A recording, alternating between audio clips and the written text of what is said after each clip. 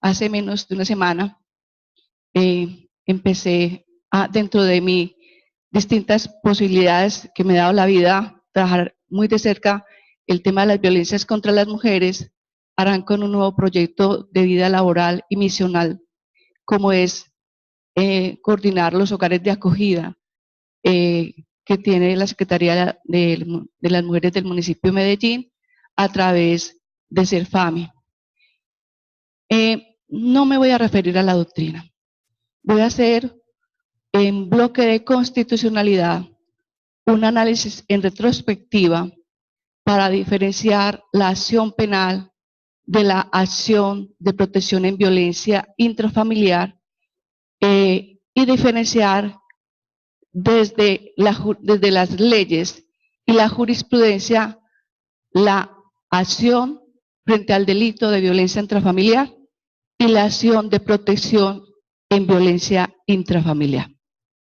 Empiezo compartiendo que sí, la fuente constitucional es el inciso 5º del artículo 42 frente a cómo la Constitución ordena que el legislador desarrolle una ley para entrar a proteger las diferentes formas de violencia al interior del grupo familiar.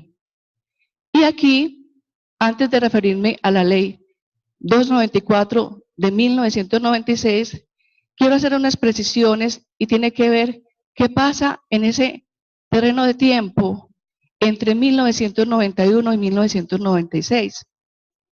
Durante este tiempo, cuando algún miembro del grupo familiar, entre ellos seguimos siendo las mujeres, las primeras víctimas de la violencia al interior del grupo familiar, son protegidas a través de jueces constitucionales. Es decir, que de 1991 a 1996, la acción de protección era a través de la acción de tutela. Pero en cumplimiento de la orden del legislador, perdón, de la Constitución, el legislador en 1996 se promulga la ley 294.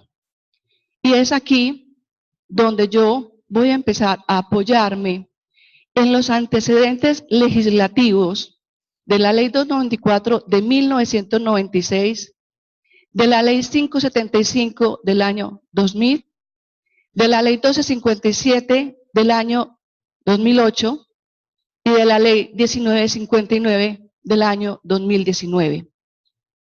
En ese marco igualmente voy a referirme, si bien no lo traigo acá en las diapositivas, pero sí voy a marcar el tipo penal en el tiempo, también las leyes que hoy han venido mejorando frente a esos grupos poblacionales que han sido víctimas del delito de violencia intrafamiliar. Entonces, por eso voy a diferenciar. Es por ello que me voy a apoyar, primero, en el proyecto de ley que nos da origen a la ley 294 de 1996.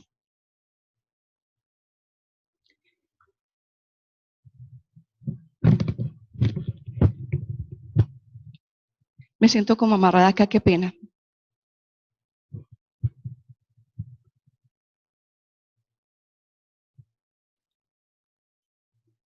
Como vemos, tenemos el proyecto de ley 101 de 1994. La ponente senadora fue Piedad Córdoba de Castro y se trabajó en la Comisión Primera Constitucional, mediante la cual se dictan normas para la protección de la familia. Y aquí vemos precisamente cómo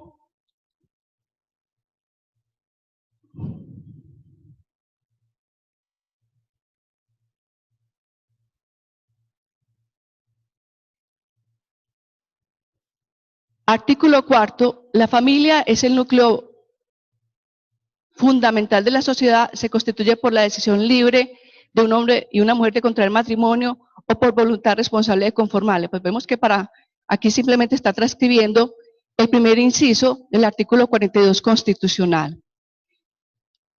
Frente al proyecto de ley, dice, para efectos de la presente ley, integran la familia los parientes de sus constituyentes hasta el 4º grado de consanguinidad, 2º de afinidad o 1º civil. Y el 6º, dentro del proyecto de ley, señala toda persona que sea víctima de maltrato o violencia doméstica en el contexto, como lo señalaba el doctor ahorita Diego, el contexto de una relación de pareja o de familia, podrá pedir al juez de familia de su domicilio por sí o por conducto de su representante legal, del defensor de familia o del comisario de familia, una orden de protección sin que sea necesaria la erradicación previa de una denuncia penal. Tomado de la Gaceta del año 3, número 164, del 29 de septiembre de 1994. Esta ley tuvo un segundo momento y es el 7 de junio, me disculpan, aquí mientras miro acá no mecanizo, me disculpan, pero bueno, me devuelvo. Pero no tanto. Aquí, quien ya hace la presentación a la plenaria es el senador Mario Uribe Escobar y este es el texto aprobado de ese proyecto de ley 101 del 94, perdón. Señala el artículo 2. La familia se constituye por vínculos naturales o jurídicos por la decisión libre de una mujer de contraer matrimonio o por la voluntad responsable de conformarla. Para los efectos de la presente ley integran la familia los cónyuges o compañeros permanentes, el padre y la madre de familia, aunque no convivan en un mismo hogar, los ascendientes o descendientes de los anteriores y los hijos adoptivos, y todas las personas que de manera permanente se hallaren integrados a la unidad doméstica. Y entonces aquí, precisamente, voy a traer a colación de todos estos proyectos de ley solamente lo que tiene que ver con el concepto de familia y autoridades competentes frente a la acción de protección. Es así que entonces el artículo 5, observen aquí, es importante que no se nos vaya a olvidar el cambio posterior, y es toda persona que en el contexto de la familia sea víctima de violencia física o psíquica, maltrato físico, verbal, amenaza, agravio, ofensa o cualquier otra forma de agresión por parte de otro miembro del grupo familiar, tendrá derecho a pedir ante los jueces municipales de su domicilio una medida de protección inmediata que ponga fin a la violencia, maltrato, agresión o evite que ésta tenga realización cuando fuera inminente. Gaceta 133 del 7 de junio de 1995. ¿Cómo quedó la ley 294 de 1996? Entonces, encontramos que esta ley marca un hito importante, y aquí empiezo ya a hacer la diferenciación de la acción penal de la acción de protección en violencia intrafamiliar. Yo, miren, no voy a hablar en ningún momento de acción administrativa ni acción civil, acción de protección, porque aquí estamos frente a la defensa de derechos fundamentales de los miembros del grupo familiar. En Colombia, a diferencia de otros países, quedó que cuando estamos frente a hechos constitutivos de vulnerar esos derechos fundamentales de cualquier miembro del grupo familiar, se inician dos acciones paralelas, pero que no caminan, no necesariamente tienen que caminar juntas. Y es la acción de protección que ya venía dándose a través de los jueces constitucionales de 1991 hasta 1996, ya entra a ser los jueces de familia y promiscuos de familia las autoridades competentes para otorgar las medidas de protección consagradas en el artículo 5 de la ley 294 de 1996. Pero también marca un hito importante desde el punto de vista del derecho penal, que a partir de ese momento se consagra el tipo penal del delito de violencia intrafamiliar. Porque de 1991, estoy hablando dentro del marco de la Constitución, hasta ese momento, cuando una persona era víctima de lesiones al interior del grupo familiar, y ahí sí pues la doctora Lilian y las fiscales pues pueden hablar con más propiedad del tema, me corrigen si estoy equivocada, se manejaba eran las lesiones personales y depende pues obviamente del tipo de daño que se hiciera sobre la persona, pues trascendía otros tipos penales de mayor sanción penal. Pero por primera vez el legislador, a partir del artículo 22 de la ley 294, habla del delito y 4 delitos que están enmarcados dentro de los delitos que atentan contra la unidad familiar. Y se entendía que ese concepto de familia estaba integrado se entendía. Sin embargo, ¿qué pasa?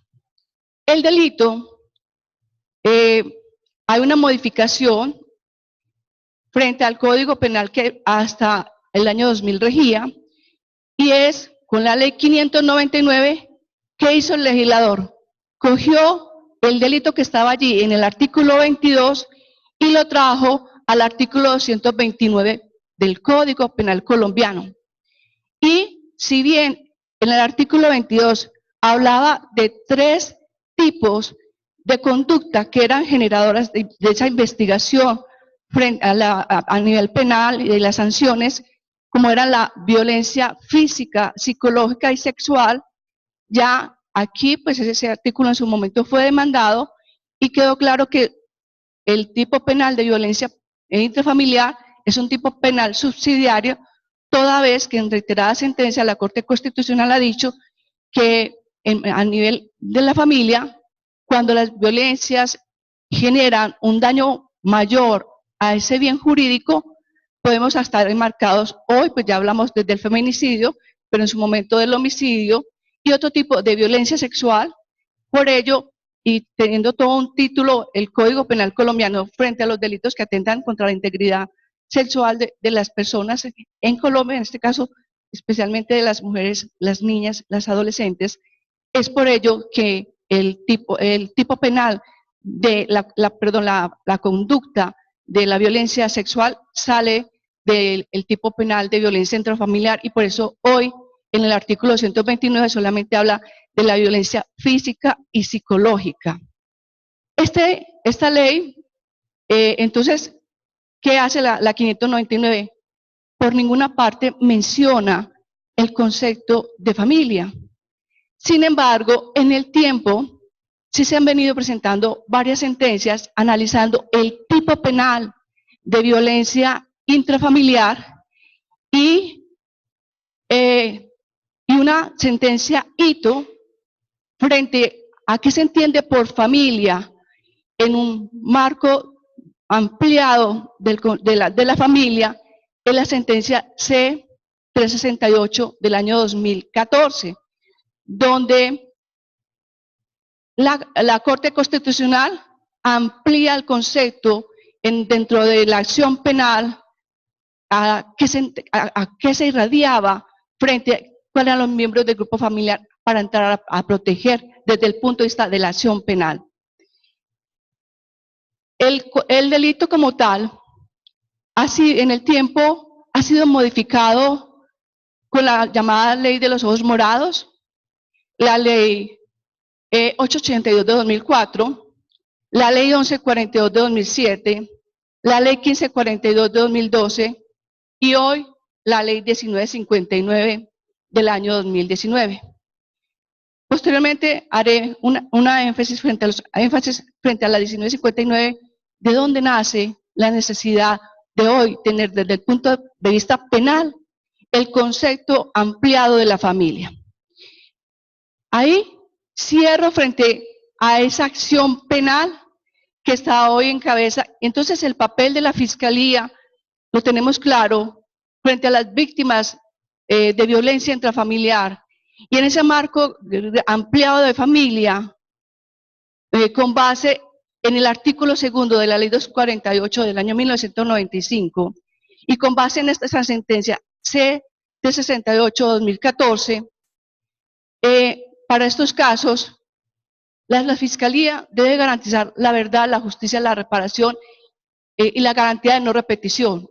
Entonces, ahí está haciendo una protección constitucional de los derechos de las víctimas en sede penal. Aquí cierro la parte que tiene que ver con lo penal y vuelvo y me centro en la acción de protección para diferenciar por qué, y ya voy adelantando, no en mi concepto, sino apoyada en todo este análisis desde un marco de constitucionalidad, de bloque de constitucionalidad, pero separando como en otros países la convencionalidad, la constitucionalidad y la legalidad. Y hoy me estoy haciendo precisamente un ejercicio del bloque de legalidad. Continúo. La ley 294 de 1996 fue modificada.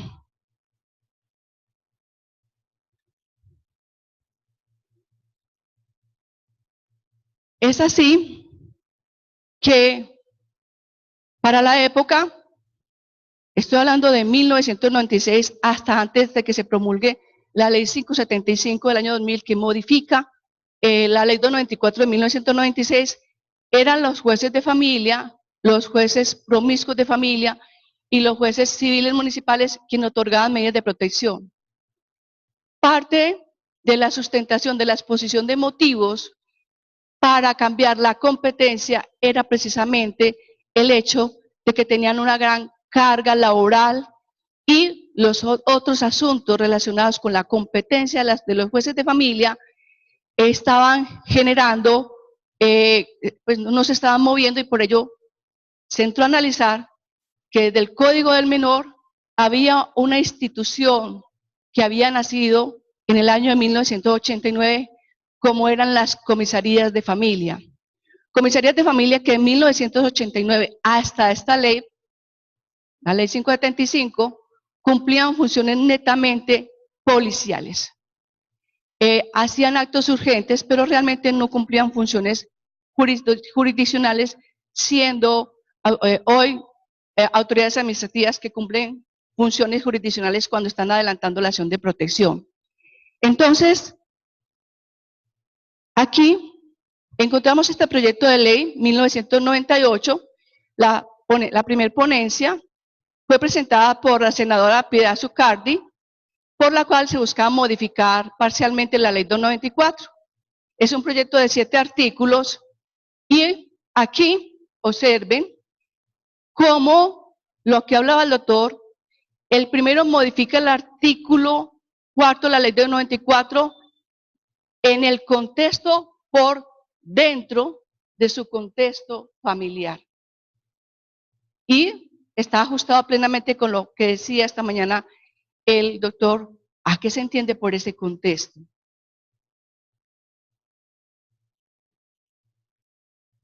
Luego, en el año de 1998, encontramos cómo se hace unas nuevas modificaciones y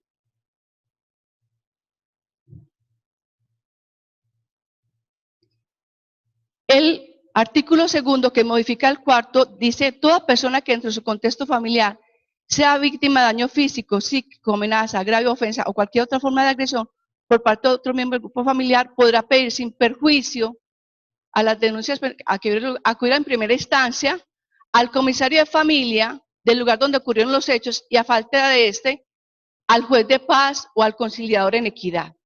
Vamos a mirar esto cómo se fue decantando en los diferentes proyectos posteriores y vamos a mirar esta nueva gaceta de 1999, donde ya la doctora Juana Yolanda Bazán y Miriam Alicia Paredes de la Cámara presentan, ya hablamos de 2 proyectos de ley, el 57 del 98 del Senado y el 167 de la Cámara. Y aquí encontramos que el artículo segundo que modifica el cuarto señala: toda persona que en su contexto familiar sea, bueno, esta parte es exactamente igual, pero aquí ya nos dice, ante el comisario de familia del lugar donde ocurrieron los hechos y a falta de este, vuelve y señala. Pero vamos a mirar el cambio y esta es la última diapositiva relacionada con el tema, y es,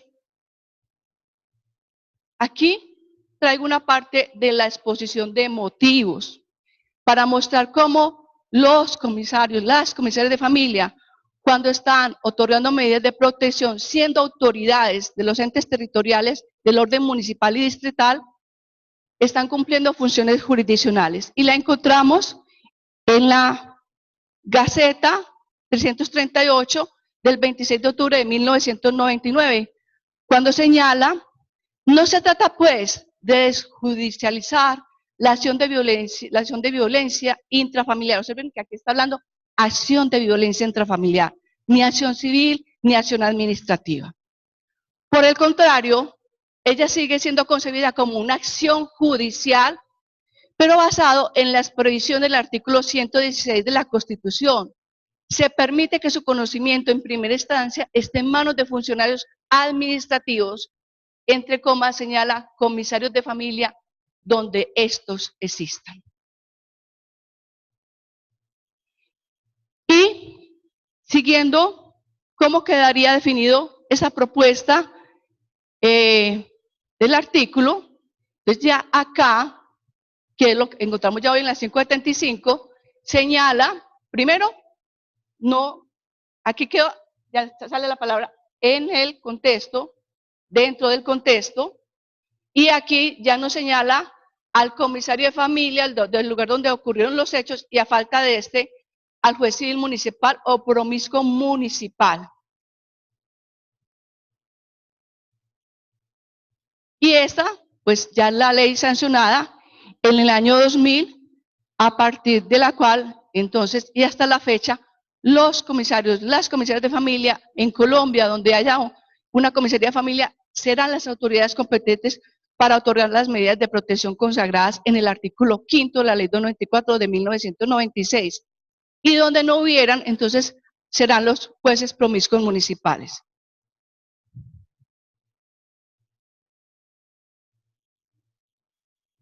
Marco legal. ¿Qué hizo la ley de infancia y adolescencia? Enmarcó esa competencia dada a las comisarías de familia y la volvió una misión institucional.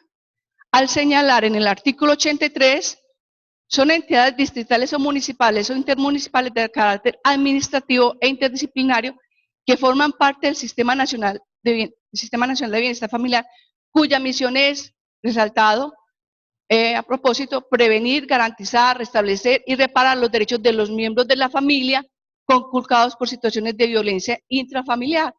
Y el artículo 86 de dicha ley está acorde con esas competencias.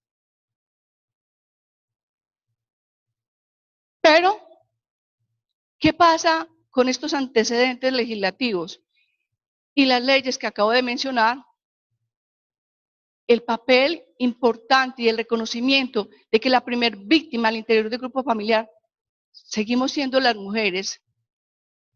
Entonces, había que ajustar esta norma y no quedarnos ahí, simplemente mirado la situación de la violencia como una dinámica común y natural, pero sí empezar a identificar sujetos constitucionales de protección reforzada.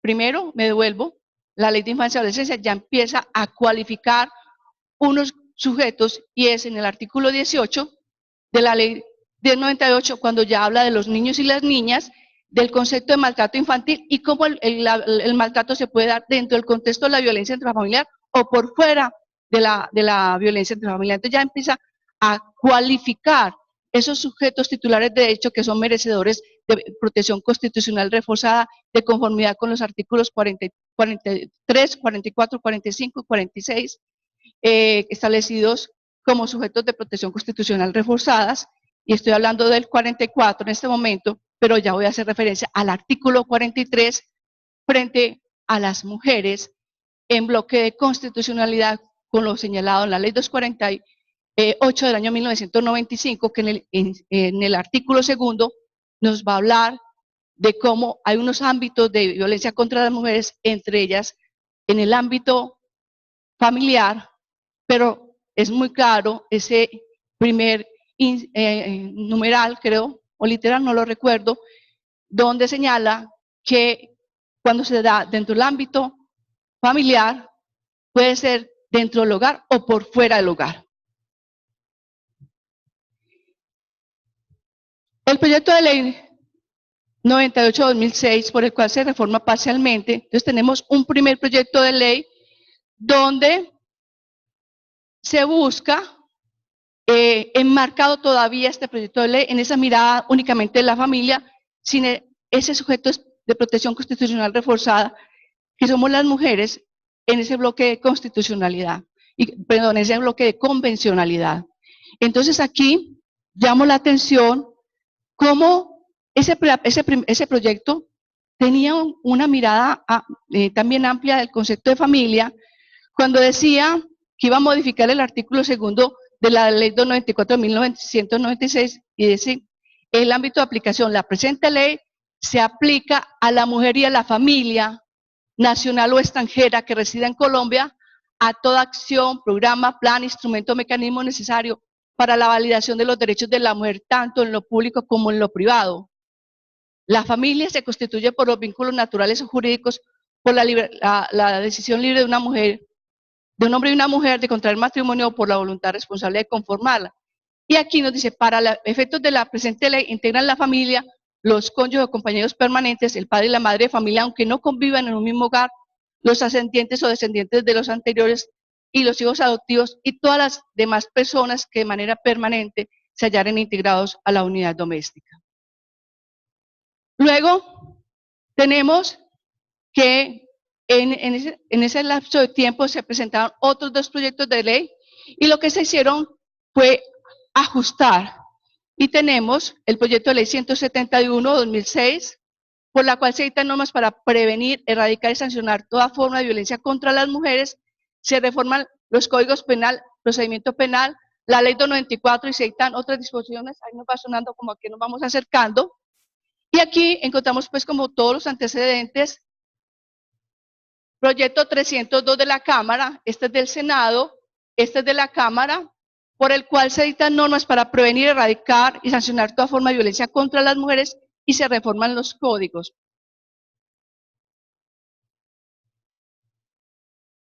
Y aquí, dentro del pliego de modificaciones propuesto, por el cual se dictan normas, quiero también llamar la atención cuál era la propuesta en consonancia con lo que acabo de leer del proyecto de ley 098, este proyecto 171 de 2006, observen el radio de acción de protección frente al concepto de familia. Protección, no estoy hablando de la acción penal, protección. Modifica el artículo 2 de la ley 294, dice, quedará así.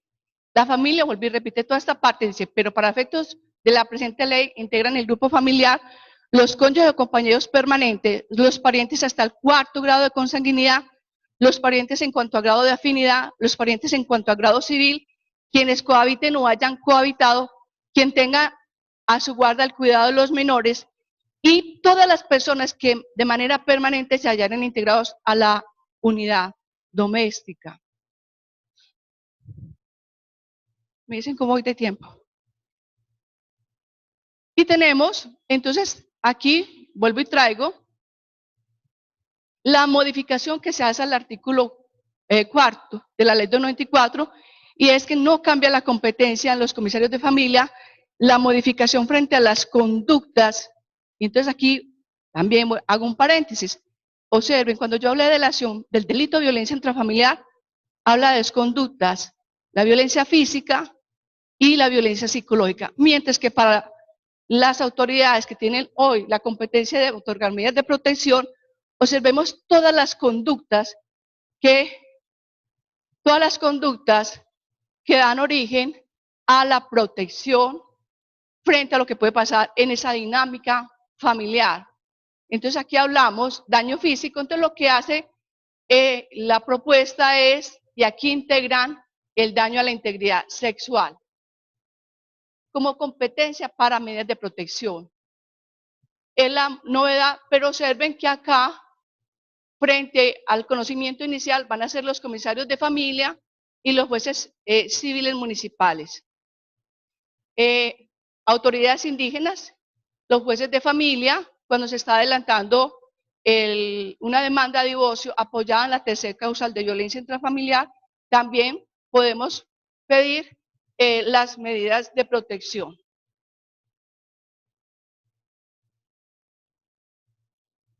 Bueno, aquí está como todos los antecedentes y hoy tenemos que la ley 1257 para nada modificó el artículo segundo de la ley 294 de 1996 en el concepto de familia. ¿Qué trae de novedoso la ley 1257?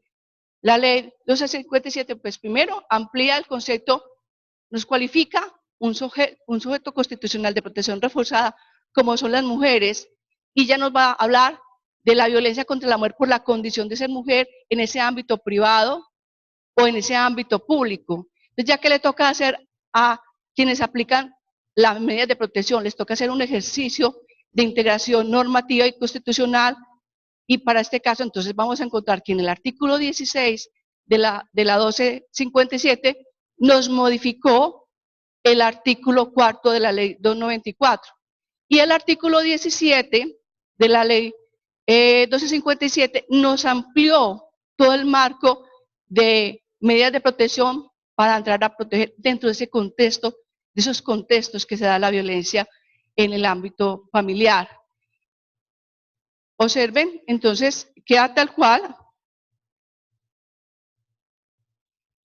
pero aquí se amarra en consonancia con la ley 248 de 1995, nos está advirtiendo autoridades que otorgan medidas de protección, dice, las medidas de protección previstas en esta ley se aplicarán también a quienes cohabiten o hayan cohabitado.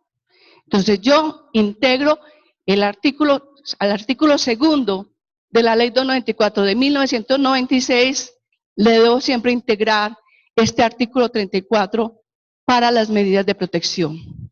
Adicionalmente, el artículo, aclaro, el artículo segundo de la ley 294 sí fue modificado en su primer literal, y es que con base en la sentencia C029 del año 2009 se hace extensivo la protección a las parejas con orientación sexual, de la orientación sexual diversa. Entonces, es la única modificación que hoy tiene el artículo segundo de la ley 294.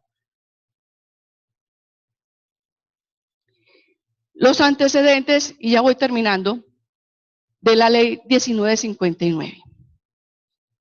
Y aquí lo digo, ahí sí es un análisis desde la doctrina, y es que de manera desafortunada, lo digo con mucho respeto, la Corte Suprema de Justicia, Sala de Casación Penal, venía hasta el año 2007, venía haciendo un reconocimiento de una manera amplia del concepto de familia con base en la sentencia C-368 de 2014 y en consonancia con el artículo segundo de la ley 294. Es más, aquí aclaro que una de las modificaciones que trae la ley 1257 a partir del artículo 34 es que cuando empieza a hablar de las sanciones penales siempre les está amarrando a ese artículo segundo de la ley 294 de 1996 frente al concepto de familia.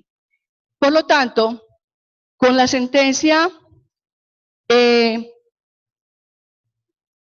la Corte Suprema de Justicia, Sala de Casación Penal 480-47, la Corte redujo de manera restrictiva, valga la redundancia, el concepto de familia al último literal del artículo segundo de la ley 294, reduciendo lo que solamente habrá, se entenderá por que ocurre el delito de violencia intrafamiliar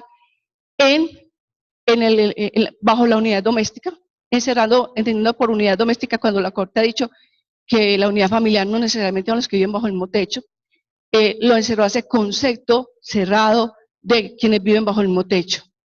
Entonces, a partir de ahí, nuestros fiscales y fiscales se quedaron sin herramientas para ser garantes de las mujeres que estaban cursando en sus despachos, sobre todo en el CAVIP, el delito de violencia intrafamiliar. Y entonces la Fiscalía en agosto dicta la Directiva 01 de ese mismo año, donde cuando ustedes leen la directiva va en consonancia con lo que hoy es la ley 1959. Y a la vez, la Fiscalía es la que presenta el proyecto de ley de lo que es hoy la 1959.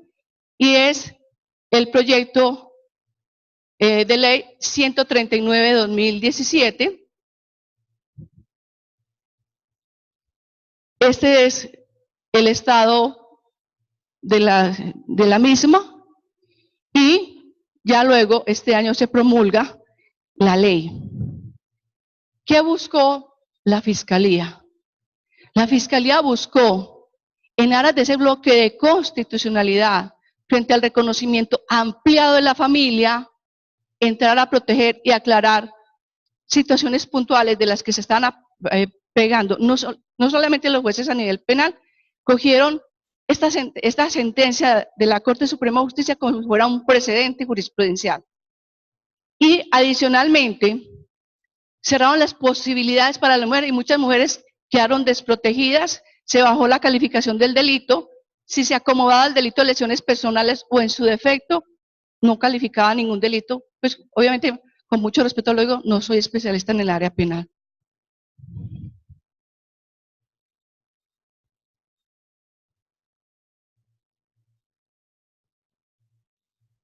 Y aquí precisamente, sé que no alcanzo como a presentar esta parte, pero dentro, quien presenta, la Fiscalía cuando presenta el proyecto de ley, lo hace enmarcado en cómo ese radio de acción para investigar el delito de violencia intrafamiliar debía cobijar a unos grupos que hacen parte de la familia, entre ellos los que ya no cohabitaban. Por lo tanto,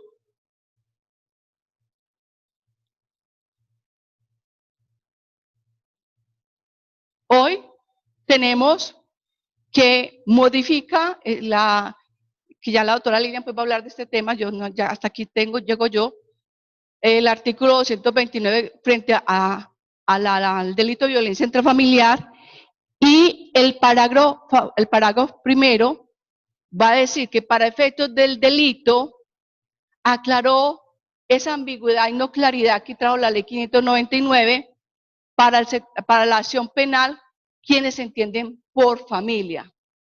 Por lo tanto, con mucho respeto, los comisarios, las comisarias de familia no deben aplicar este concepto de familia. Y les voy a contar un caso que acabo de conocer, porque precisamente ya vimos todo el sustento legal.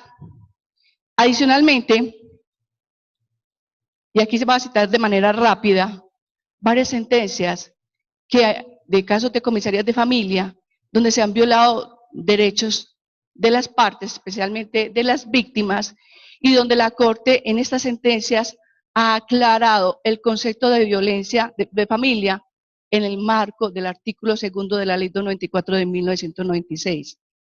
La sentencia T 967 de 2014, la sentencia T 735 de 2017, la sentencia T 311 de 2018, la sentencia T 016 de 2017, la sentencia T 015 de 2018 y la sentencia T 468.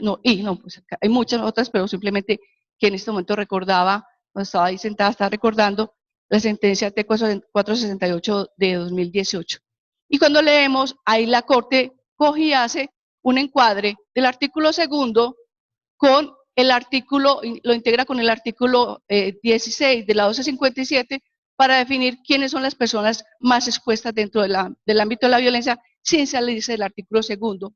Obviamente que cuando nos vamos al último literal del artículo segundo, ahí sí nos vamos a una mirada mucho más amplia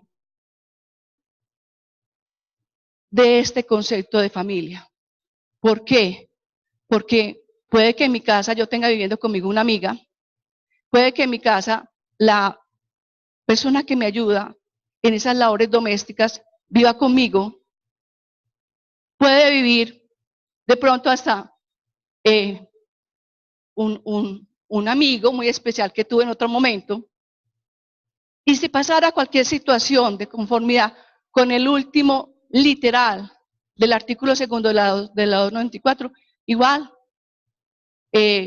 esa mirada de la familia, no solamente desde el punto de vista de la consanguinidad, de la afinidad, de lo civil, sino también la familia de crianza, la familia que surge de las mujeres, de las personas con orientación sexual, desde la homosexualidad o desde el tema de la identidad de género, también de nuestros transgéneros. Entonces, por lo tanto, es el último literal, cuando viven bajo el mismo techo, ahí serán merecedores de protección todas esas personas en una mirada amplia del concepto de familia. Muchas gracias.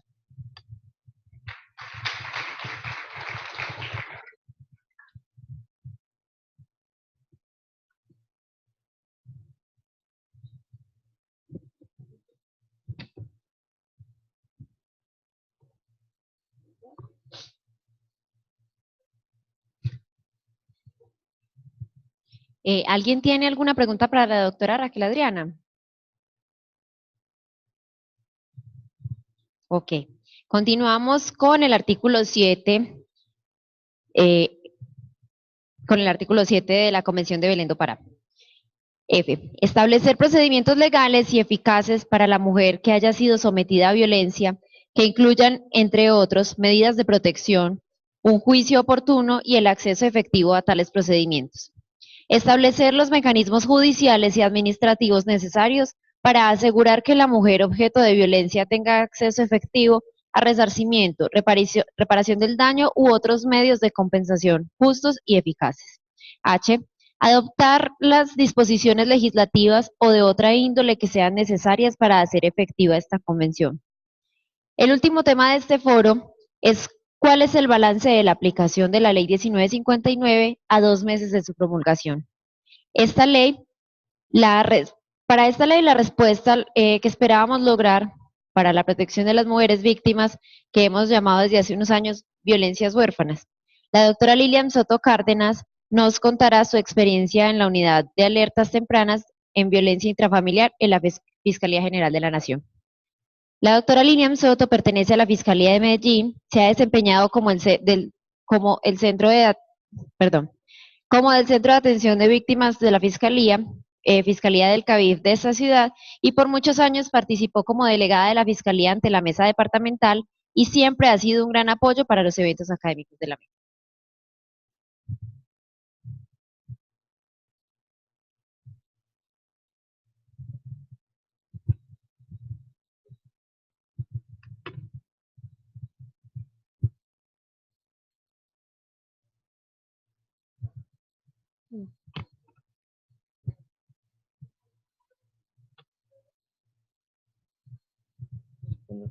Buenos días, muchas gracias pues por venir acá y querer compartir con nosotros estos temas que pues para todos son novedosos, siempre están cambiando y alguien me decía ahora es que yo estoy como confundida con tantos conceptos de familia, pero de esta manera del pilar, y yo les iba a salir más confundida porque pues ha sido una continua creación, cambio y reflexión desde las diferentes normas y jurisprudencia que hemos tenido.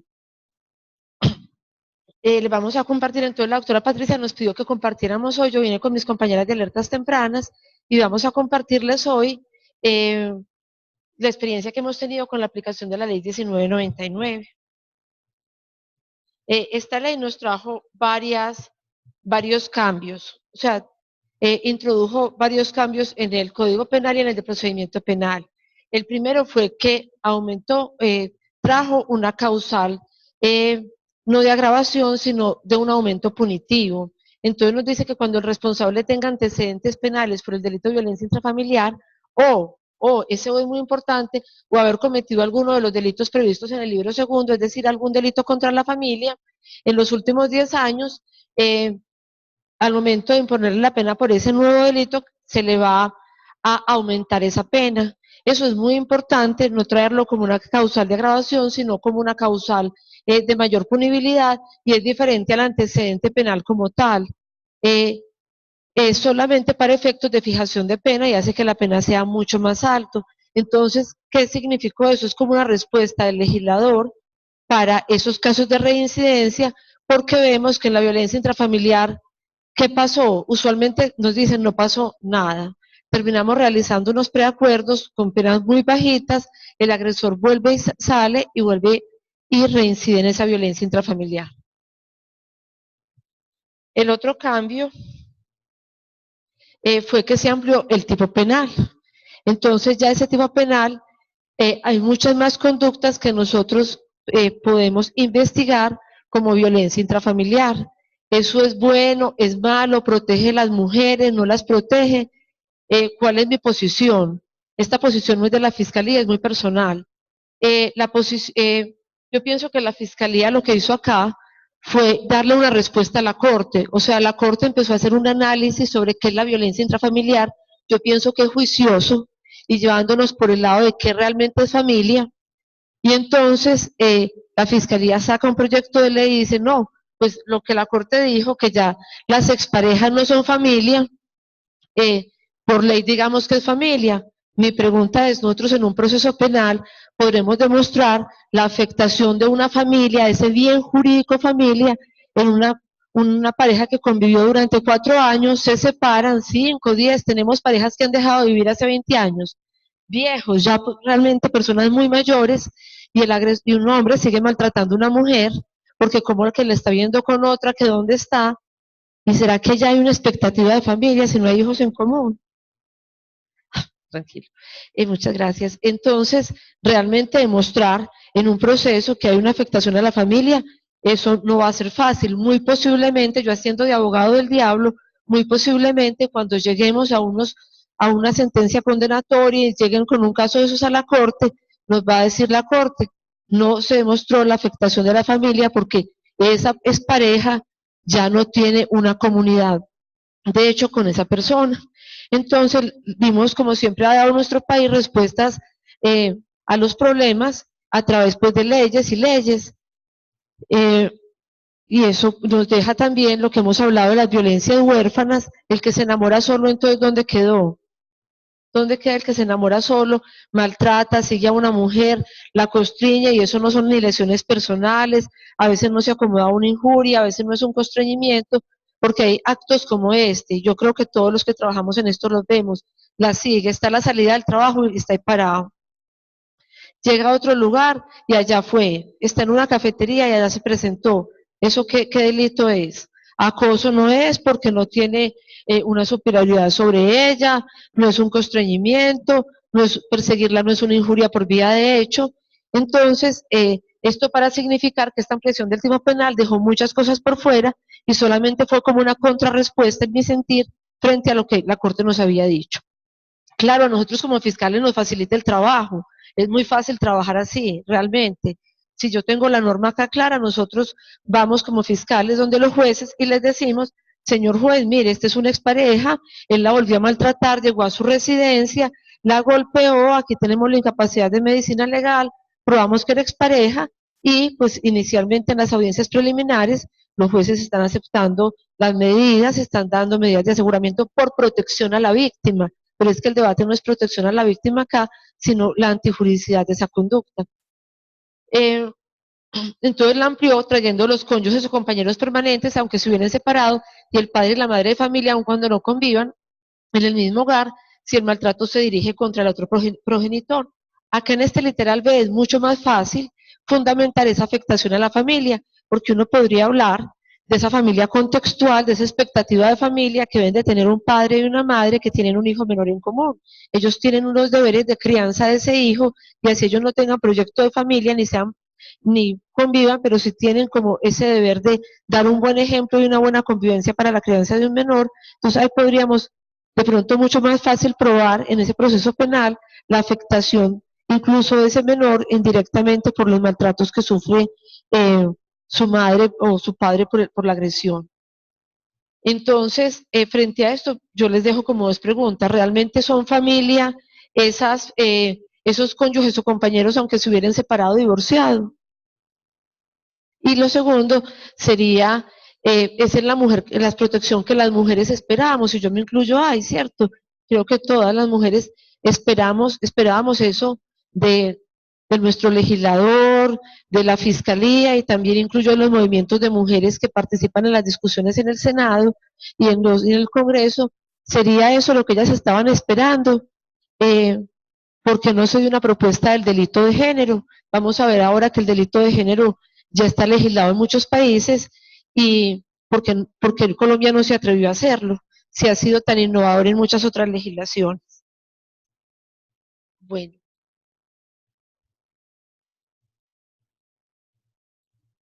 La otra ampliación del tipo penal es que no siendo miembro del núcleo familiar sea encargado del cuidado de uno o varios miembros de su familia o su domicilio, y yo pienso que ahí lo que hubo fue una falta de técnica legislativa porque se repitió, y lo realmente novedoso es que puede ser en su domicilio o en cualquier lugar que se realice la conducta, que tampoco es muy novedoso porque realmente el tipo penal lo que exige es que sea la persona que tenga los cuidados de ese miembro de la familia. Y otra parte de la ampliación del tipo fue las personas con las que se sostiene o hayan sostenido relaciones extramatrimoniales de carácter permanente que se caractericen por una clara e inequívoca vocación de estabilidad. Y esta es la parte más polémica de la norma, porque si bien a la otra que yo hacía alusión es en punto a la familia, que es familia, esta norma yo creo que a todos nos ha suscitado preguntas, preocupaciones, y ahí entonces quisimos meter el resto de gente que había, ¿cierto? Y meterlos en la bolsa de la familia, cuando realmente puede que sean conductas absolutamente graves, que incluso se podrían acomodar hasta en delitos de mayor entidad, que tienen una pena más grande.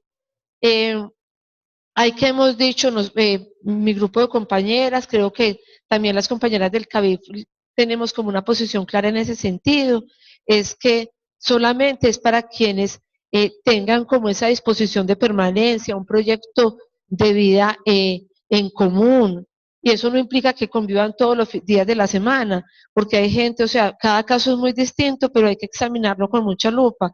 Hay personas que tienen familia y solamente viven el fin de semana. Ejemplo, aquí están las compañeras de Antioquia. Ustedes están el fin de semana en los municipios, vienen vienen a sus casas el fin de semana y hay familia, ¿cierto? Entonces, observar realmente que aquí lo que se requiere es demostrar que hay familia, pero sacar de esa bolsa a los novios con derechos, al pico y placa, porque ahora hay muchos tipos de relacionamiento, ¿cierto? Los casi amigos o somos casi novios, pero eso no es familia, ¿cierto?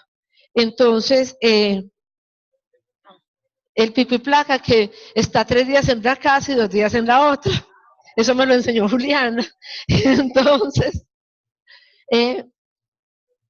cierto, y miren que ahí hay un bien que nosotros puede que en civil no se aplique, que en familia no se aplique, pero es que el derecho penal, así a veces nosotros digamos, pero como que la última ratio, ¿qué tal que el derecho penal no fuera la última ratio? Es que recordemos que el derecho penal hace parte como un pilar de la democracia y el debido proceso. Y entonces, si los ciudadanos no tenemos claro por qué nos van a juzgar, esto se convierte en un caos, o sea, se desestabiliza la democracia. Entonces nosotros sí tenemos que tener claridad de cuáles son los delitos por los que vamos a juzgar a los ciudadanos y no estar inventando, no, es que mañana es un amigo, es que este es un novio, pero hay que hablar en la familia porque esto fue muy grave. No podemos confundir la gravedad con la tipicidad, ¿cierto? Sobre hay mucha discusión. Yo ahí vuelvo a decir, pero además voy como a los motivos fundados. Los motivos fundados, si uno va a consultar, yo ahí les voy a dejar como lo que dijo lo que se discutió en las actas en pues en los diferentes debates en las cámaras se discutió y siempre se apuntó a que lo que se buscaba era proteger la familia. Entonces, es como en esa óptica en la que tenemos que centrarnos. En la familia, que ha dicho la Corte. Hay una sentencia muy novedosa de este año que fue la del Cambuche, yo no sé si algunos la conocen, y la sentencia del Cambuche fue que después de la sentencia que habló la doctora Raquel Adriana acá, que es la que la Fiscalía respondió con un nuevo proyecto de ley que fue que nos dijo, si no hay convivencia, si son exparejas, no hay violencia intrafamiliar, hubo una sentencia que se apartó de esa sentencia que venía trayendo la Corte, que es la del Cambuche, y dijo, no viven bajo el mismo techo, el agresor se fue a vivir y hizo una vivienda enseguida de la víctima, un cambuche, por eso le dicen así, porque es en pues en una región periférica, creo que en Ibagué, y el señor hizo una casa de madera enseguida, pero la Corte dijo es que hay que darle una mirada sistemática al delito. Él la venía agrediendo desde que convivían. Después, como forma de agresión, él hace una casita enseguida, un cambuche enseguida para seguirla agrediendo. Entonces, pese a que no tenían cama, lecho y mesa, que dijo la Corte, sí hay violencia intrafamiliar. Eso que nos invita además al análisis de cada caso, de cara pues a lo que se está presentando, a la situación que se está presentando. Entonces ya vimos, el primer cambio fue el aumento punitivo, el segundo la ampliación del tipo penal y el tercero la protección a la intimidad. Yo vuelvo y digo, qué pena, pero es que no me parece tan novedoso el proyecto, la ley que trajeron. Sería que ustedes, aquí hay varios fiscales, les pregunto, sería muy difícil uno pedirle a un juez que cierre una audiencia porque una víctima es menor o porque se va a debatir un asunto de intimidad. No, no es difícil y ya muchos lo hemos logrado, que se cierren las puertas de la audiencia para debatir y por muchas otras razones. ¿Tendría el legislador que traer para hacer una protección efectiva de las mujeres y la familia esta norma? No, pero la trajo y finalmente nos queda más fácil, como aquí estamos acostumbrados a hacer leyes, pues nos queda más fácil decirle a un juez, sí señor juez, le pido que cierre la audiencia porque acá se van a debatir derechos pues de menores y de mujeres y de la familia, intimidad. Algo que sí trae muy novedoso esta norma, que no sé cómo se aplica.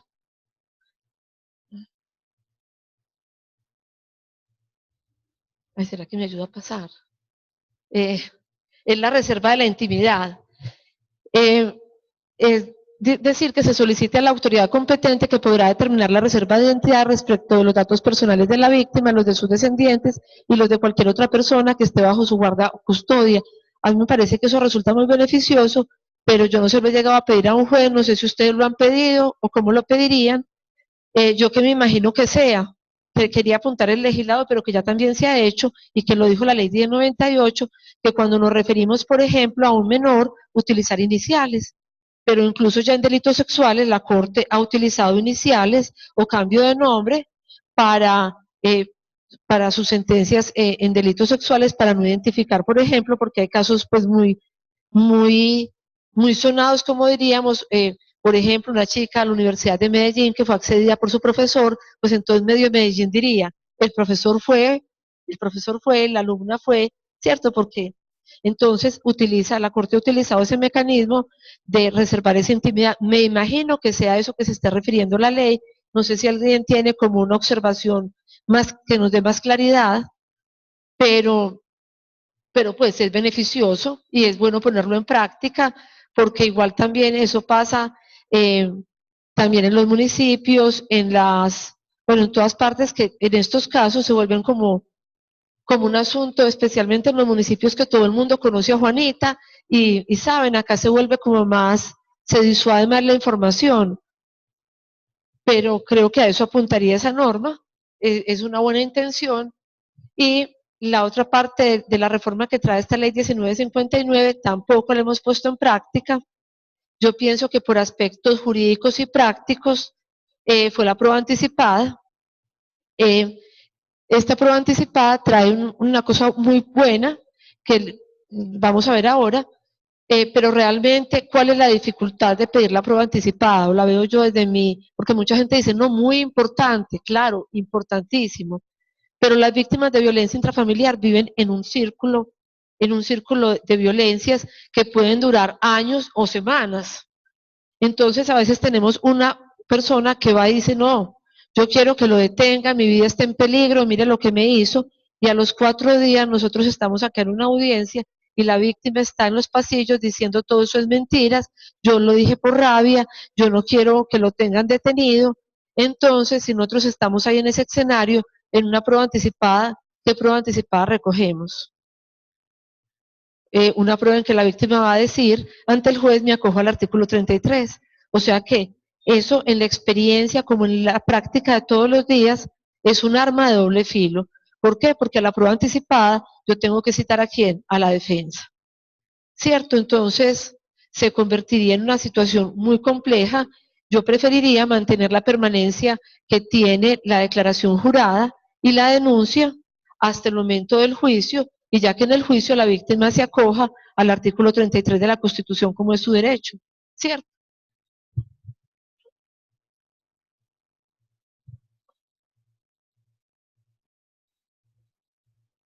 Pero esto me parece muy importante en el evento de nosotros poder lograr una prueba anticipada, que en qué eventos podríamos hacerlo cuando una mujer esté acogida en Serfami, ¿cierto?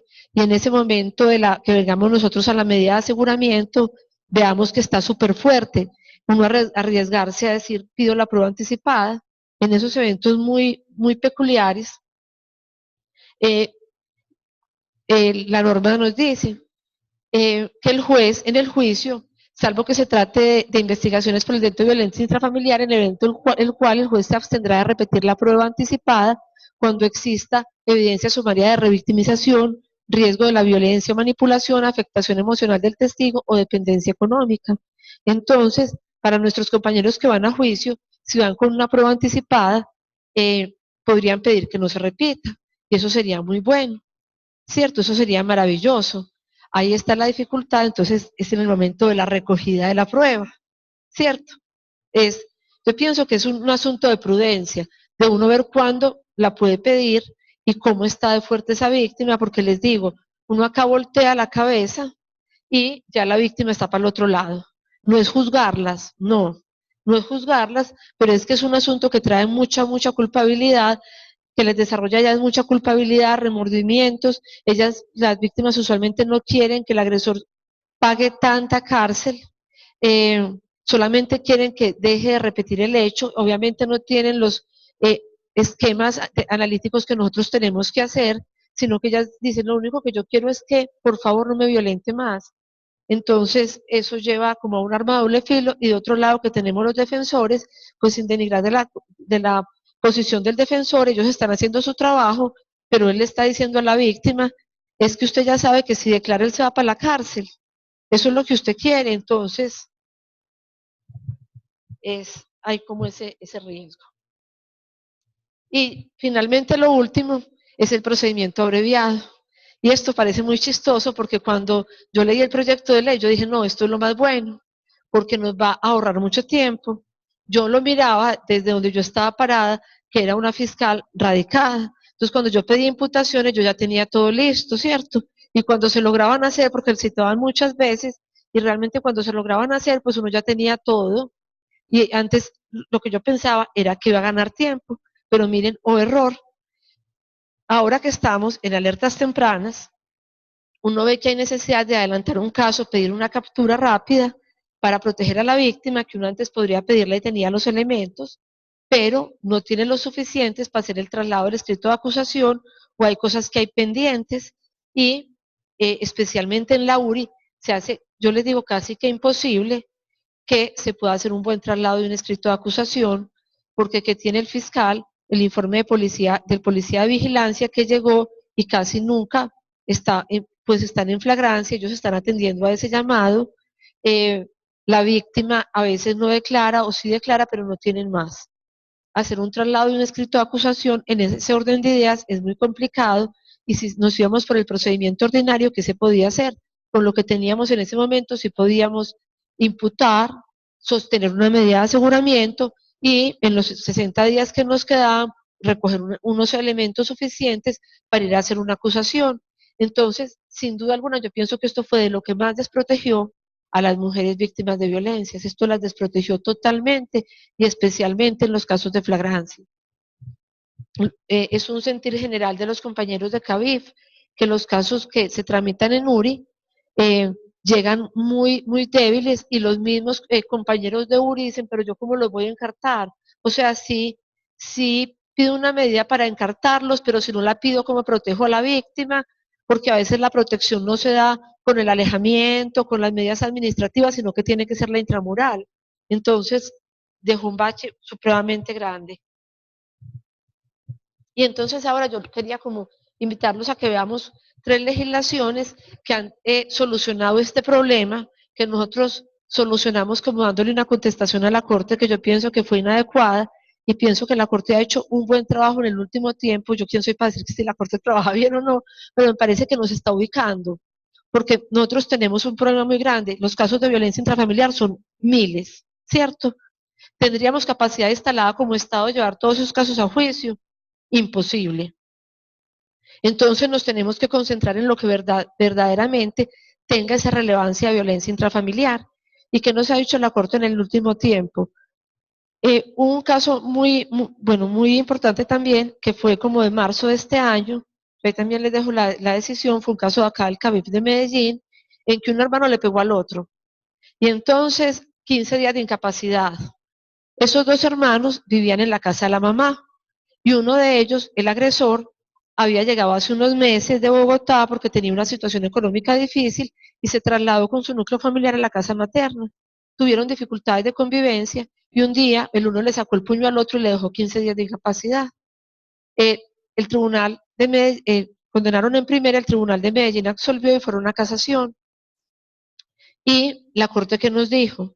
Nos dio 5 criterios en esa sentencia y nos dijo, tenemos que concentrarnos en las personas de especial protección constitucional, como las mujeres, los menores, los ancianos, en la sistematicidad de la violencia. Pero es que no es un delito de mera conducta, ¿cierto? El que maltrate, mera conducta.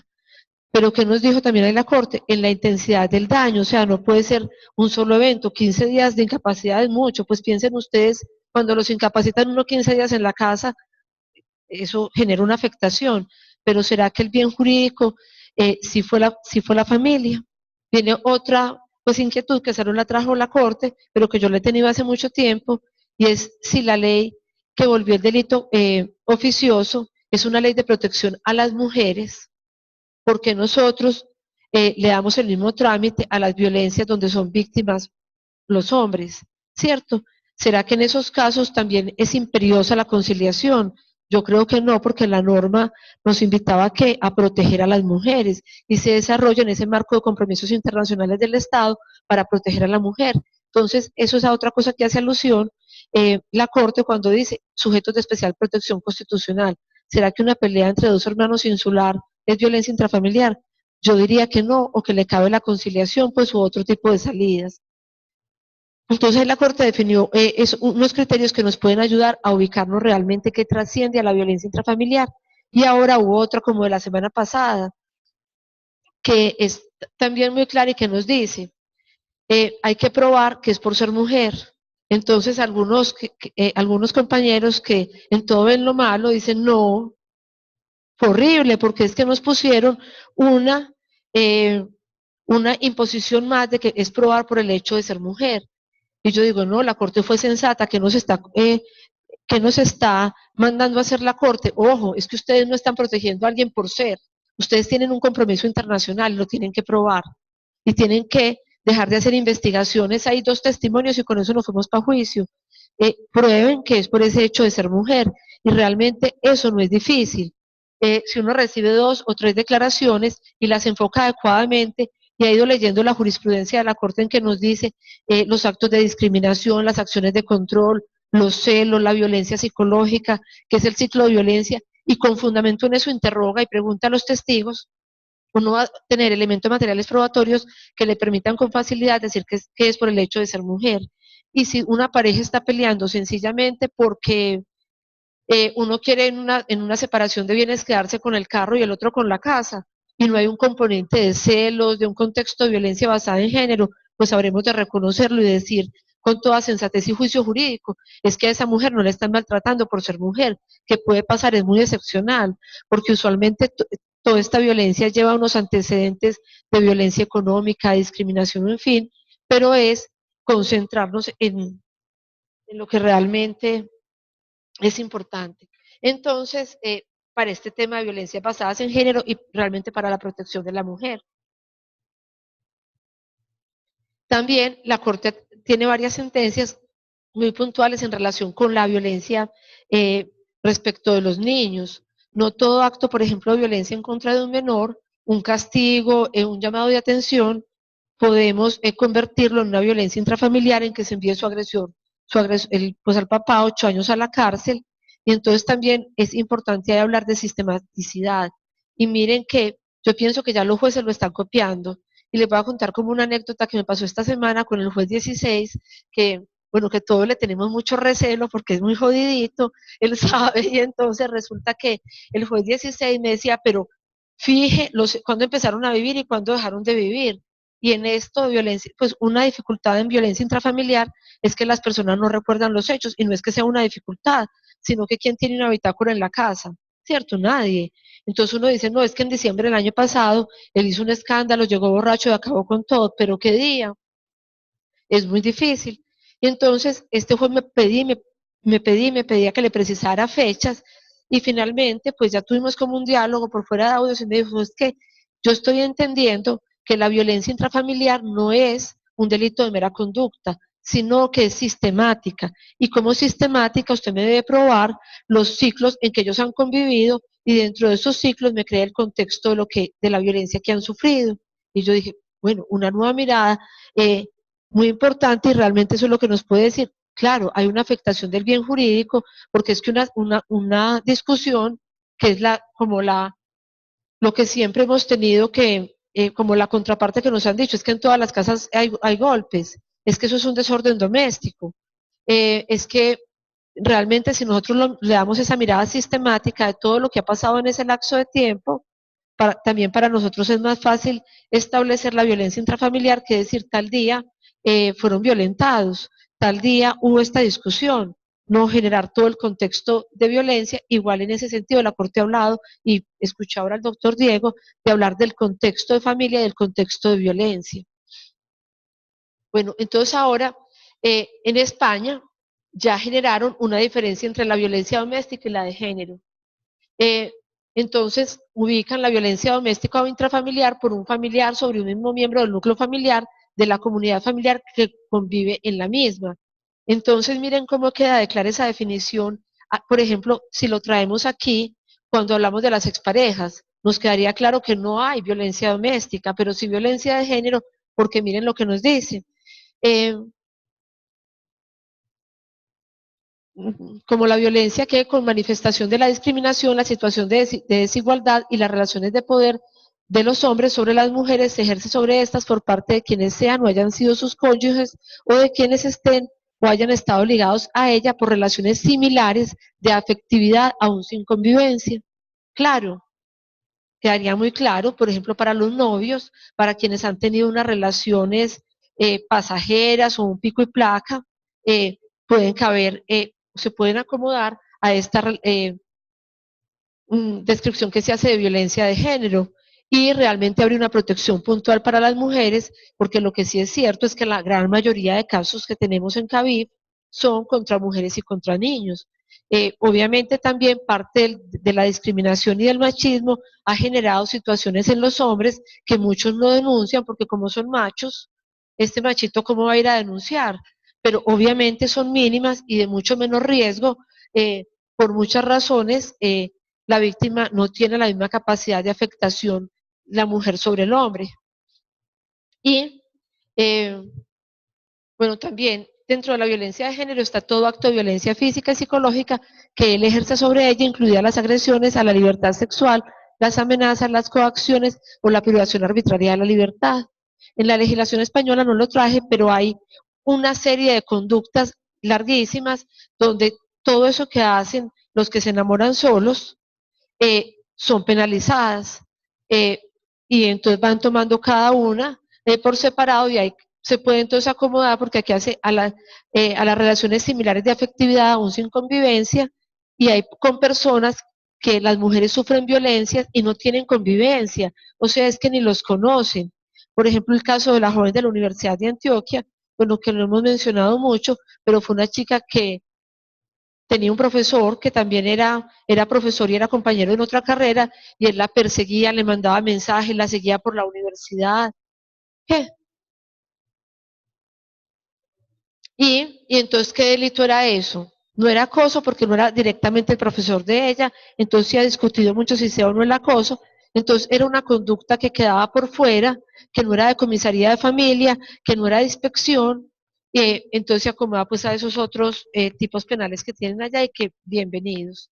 Pues, bueno, en Guatemala, ¿qué hicieron? Una fiscalía de la mujer, y allá se aplican de una la prueba anticipada. Pero ¿qué sucede? En esa fiscalía de género hay jueces y hay defensores públicos. Entonces la mujer llega a denunciar y no tienen que esperar que subamos a los pasillos del piso 16 a deambular con ella por ahí, sí, a someterla a esa revictimización y a que el abogado de la defensa esté detrás de ella y la familia. Usted sí lo va a hacer meter a la cárcel, es que va a perder el empleito, y en fin, y que las ponga en más riesgo.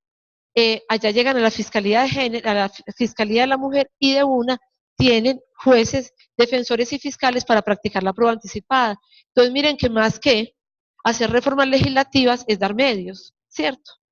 Entonces allá declararon la prueba testimonial de la víctima a través de la prueba anticipada inmediata de una vez.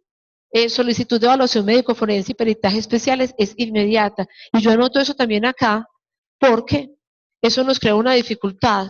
Y a pesar de la ley 1257 llevar ¿cuántos años? De 2008, 11 años, nosotros seguimos contando con medicina legal. Pues casualmente hicieron la fiscalía ahí en cerquita de medicina legal, pero las mujeres tienen que hacerles muchas veces a pie, o si ya salen muy tarde, jamás van a medicina legal. Jamás van a medicina. Y en los pueblos es imposible. Ah, pero es que con la atención en salud, es que a muchas no las atienden en salud. O sea, muchas mujeres las golpean muy fuerte y nunca van a salud, van a la farmacia y compran una acetaminofén y en fin, y eso pues olvidando la obligación del Estado, porque es que es el Estado el que debe concentrar los servicios para atenderlas a ella. O sea, como el Estado crea los gaulas y tiene ya todos los juguetes para atender a la persona que extorsionaron o secuestraron, pues también debía dar todos los juguetes para atender a las víctimas de estas violencias y crea órganos jurisdiccionales especializados. Entonces, en Guatemala no se tienen que ir como nosotros a esperar con qué juez nos va a tocar. Y en estos días se me tocó con un juez y me dijo que me negó una intramural y me dio una domiciliaria porque la mujer estaba a la 1 de la mañana en la calle. Estaba con unos amigos, venía para su casa, ya se había separado del agresor, ya lo había denunciado 2 veces, iba para su casa, cuando él le estaba persiguiendo y se la encontró, le tiró el carro, se bajó del carro después y le mordió la oreja. Y entonces el juez empezó con un argumento, se sabía todas las normas de protección a las mujeres. Yo dije, me va a dar la medida súper bien. Cuando me va diciendo, pero es que el Estado no puede proteger a una mujer que está a la 1:30 de la mañana en la calle y no estaba rezando ni trabajando. Y entonces no estaba rezando ni trabajando y además ella debía estar cuidando a sus niños. Quien tenía a los niños ese fin de semana era el papá. Pero además ese es un estereotipo de género, claro. Afortunadamente pues apelamos, subió a segunda instancia y revocaron esa medida. ¿Pero eso para qué? Porque si tenemos órganos especializados, van a tener clara esta formación de género. El juez se sabía todas las normas, impresionante, se las sabía todas las dijo en el argumento. Pero es que una cosa es saberlas y otra aplicarlas. Y ese pero por estar a la 1 de la mañana, ahí quedó. Y por último,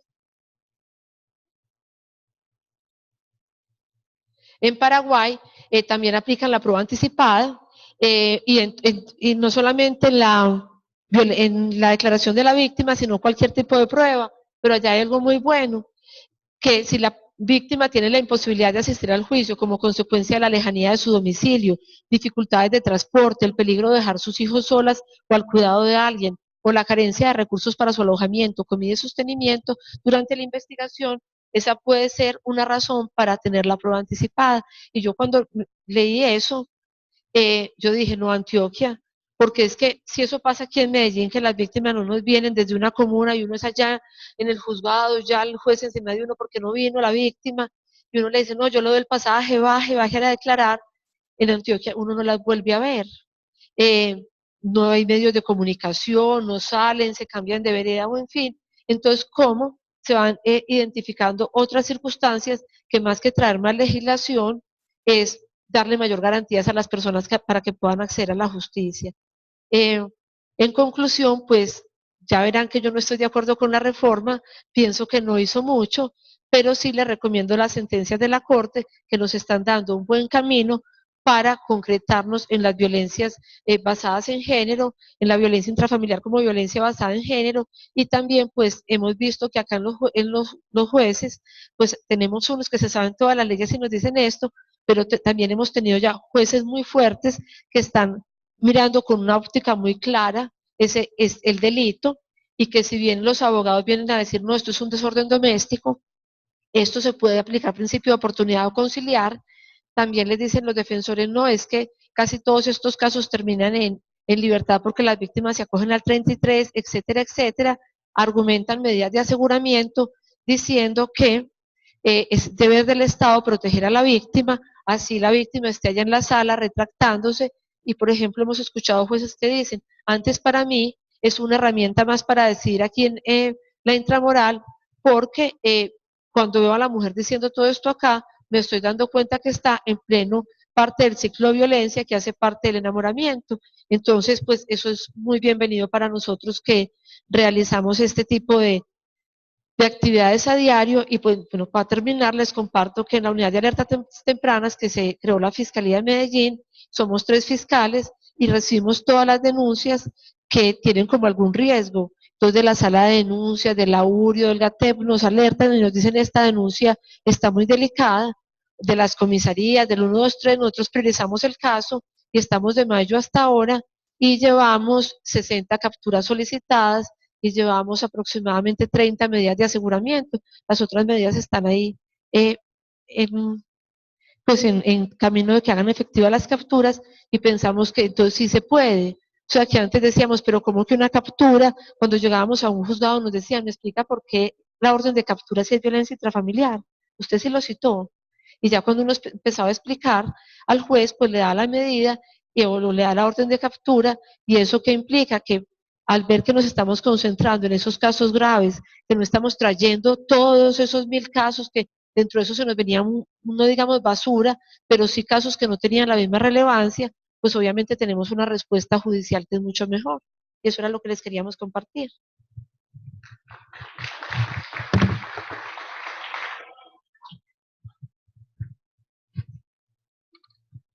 Bueno, muchas gracias a la doctora Lilian Soto, a todas y todos los participantes. ¿Alguien tiene alguna pregunta para la doctora?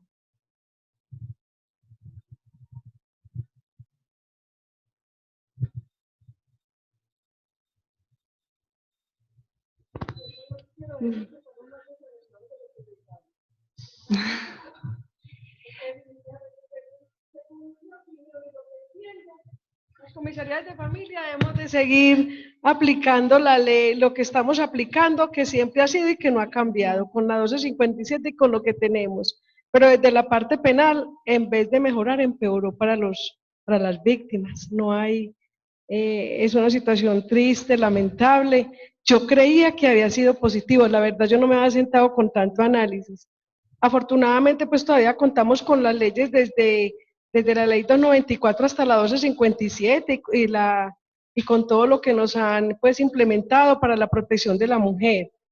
Pero muy triste que desde la parte penal sea tan poquitica la forma de poder verdaderamente sancionar o penalizar a alguien que efectivamente cometa violencia, porque es que los casos son demasiado aberrantes.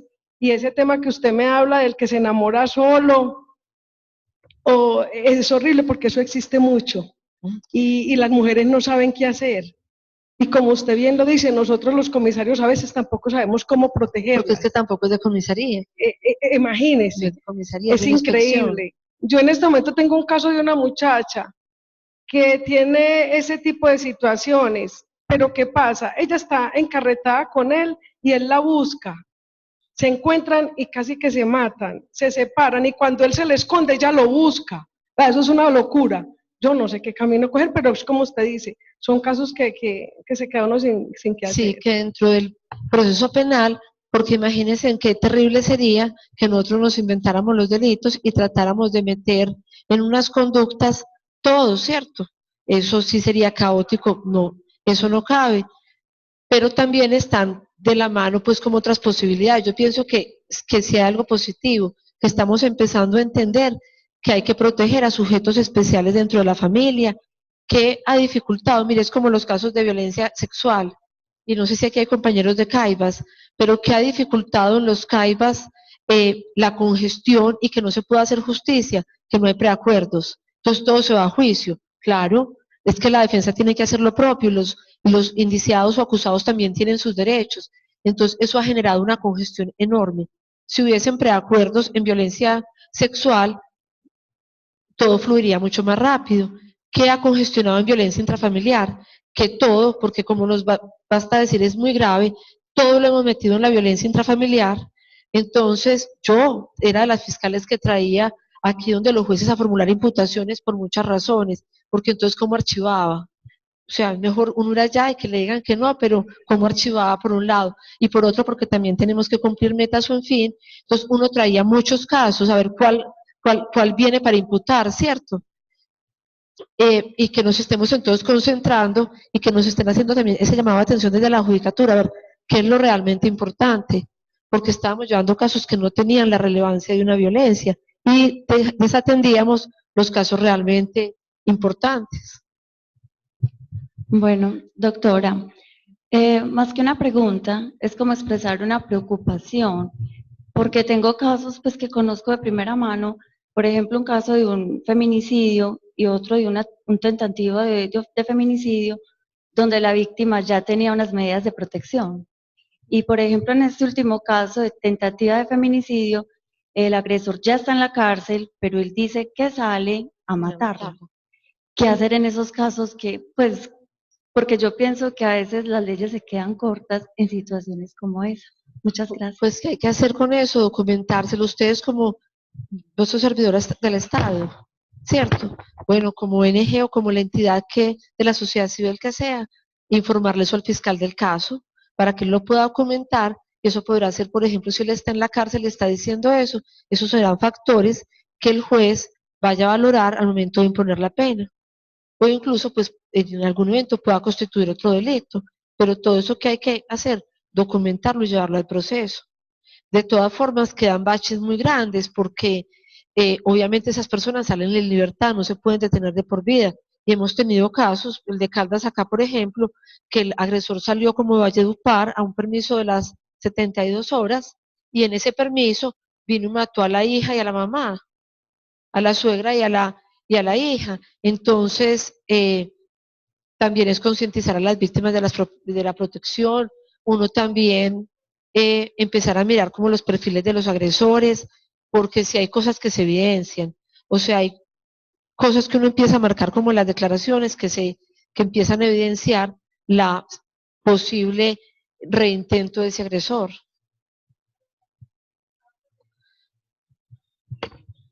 En el caso del feminicidio como tal, el agresor tenía libertad condicional y en la libertad condicional fue donde cometió el crimen.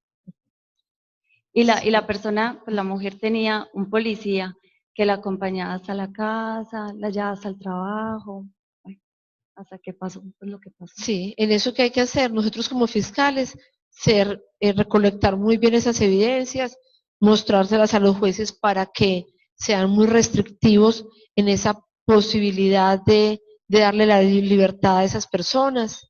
Pero hay casos que se nos salen y que siempre se van a salir de las manos. Por ejemplo, el caso de la oftalmóloga de acá de Medellín, que la mataron en Bogotá, en el centro comercial Santa Fe.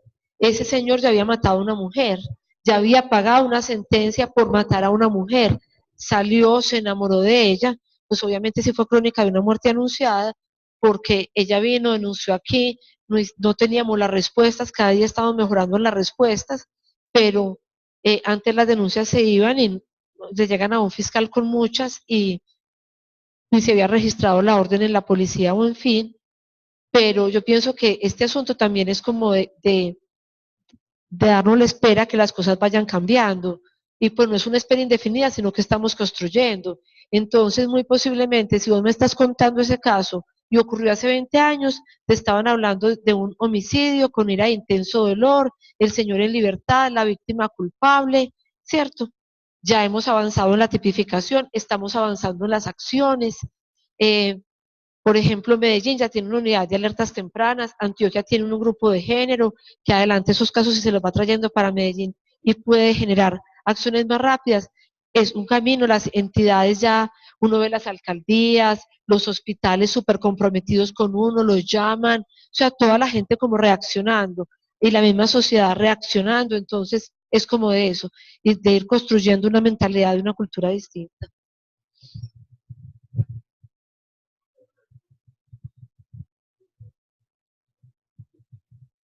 Días o buenas tardes. ¿Qué hacer en el contexto, amplió el contexto del núcleo y el contexto familiar, pero lo cerró en el sentido, en el último interpretación de la Corte, en cual que tiene que ser el maltrato reiterativo? Entonces, cuando hay un solo maltrato, que es a veces muy grave, se le cierra a uno una puerta como fiscal. ¿Qué hacen ustedes desde su experiencia? Muchas gracias. A ver, no, nosotros también, es que en la Corte que dice, busquen que se, miren cómo ha sido esa conducta, ese relacionamiento, pero la Corte no ha dicho que si es un solo hecho, que es muy grave, tampoco, uno de los criterios que da esa última sentencia, la Corte que da 5 criterios, también habla de la gravedad de la conducta, ¿cierto? E inclusive que puede entonces no ser una violencia intrafamiliar, sino ser una tentativa de feminicidio o una tentativa de homicidio si es contra otro miembro del núcleo familiar. Pero, claro, un solo maltrato sí es grave, sí. Lo que pasa es que estábamos trayendo maltratos que eran, que no rebosaban como esa expectativa de esa antijuricidad, de ese daño o afectación a la familia, ¿cierto? Eso es la reflexión que nos invita a hacer la Corte y a esa demostración de que sea por el hecho, en relación con las mujeres, por el hecho de ser mujer. Similar a como se hace en el feminicidio, que hay que demostrar que fue por ese hecho de ser mujer que realmente es el compromiso internacional de proteger a la mujer por su condición, no simplemente por su género, sino por su condición. Yo creo que sería eso, pero no se puede desechar.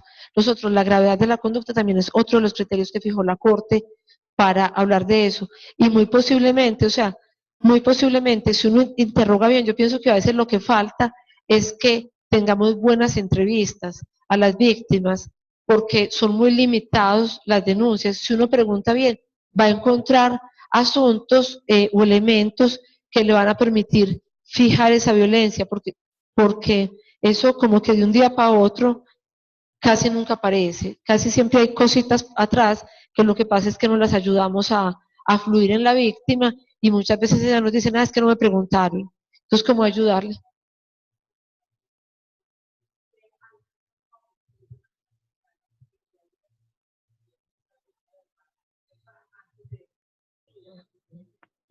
Y a veces no hay ni siquiera violencia verbal, o sea, hay agresores que son de lo más educados entre comillas, o sea, más palabras groseras decimos nosotros, pero si hay patrones de discriminación y de dominio. O sea, hay unos caballeros, entre comillas, que uno dice, no, pues es que este es el mejor señor, es el más educado de todos, pero siempre, por ejemplo, quiere imponer su voluntad a la víctima, ¿eso qué es? Discriminación. Entonces, por eso es muy importante que a veces nos sirvamos como de otros compañeros para adelantar esas entrevistas. Y yo siempre digo, por ejemplo, ahora nosotros estamos haciendo un invento, ay, qué pena que yo hable tanto, pero estamos haciendo un invento en la unidad y vamos a ver si funciona. No es un invento porque la Fiscalía tiene algo que se llama el CEVAP, Centro de Valoración Probatoria. El CEVAP está haciendo líneas de tiempo de la violencia basada en género, pero como los casos de nosotros pues son de aquí, de la ciudad, en fin, allá llegan solamente algunos casos en que uno pida y solicite un apoyo puntual para sacar adelante ese caso. Nosotros vimos que ellos hacían la línea de tiempo en violencia intrafamiliar y le pedimos a nuestros investigadores que construyeran la línea de tiempo. Entonces empezaron a decirnos que ellos no podían hacer eso, que eso no era ninguna actividad que estuviera dentro de del manual de policía judicial y que iban a hacer conclusiones. Entonces estamos ensayando, por eso les dijimos, y ensayando de mano de quién, de la Corte. No nos estamos inventando nada ni haciendo ningún atropello a la legalidad.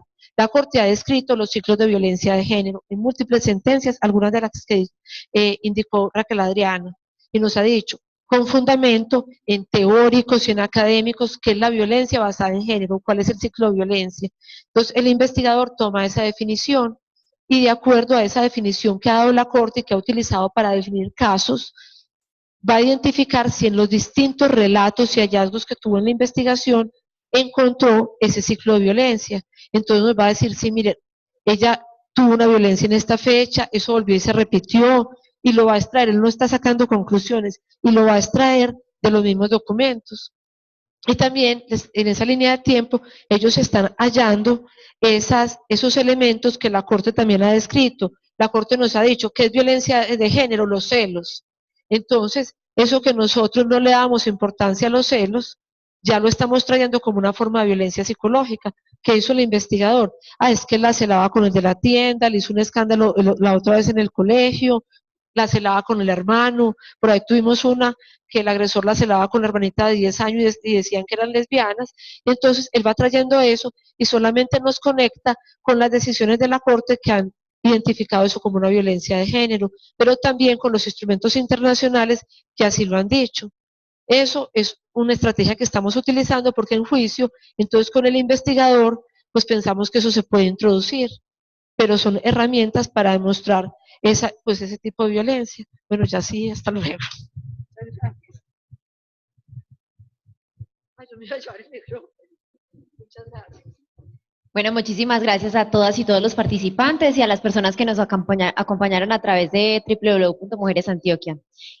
Recuerden que este foro va a quedar en la sala de conferencias de la página www.mujeresantioquia.gov.co. Muchísimas gracias.